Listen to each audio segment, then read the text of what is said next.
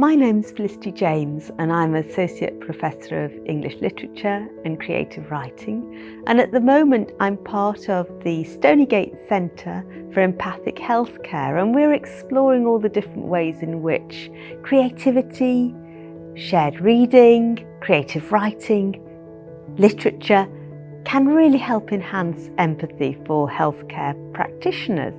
So we're doing all sorts of creative interventions in the medical curriculum. One of them is running a book club. Last year we looked at Benji Waterhouse, You Don't Have to Be Mad to Work Here. And we're also running an SSC in creativity and empathic healthcare. This SSC runs for 4 weeks, and as part of the SSC, you get to do all sorts of creative activities through literary arts, community associations and organisations. Here we are gardening with Green Room Gardeners.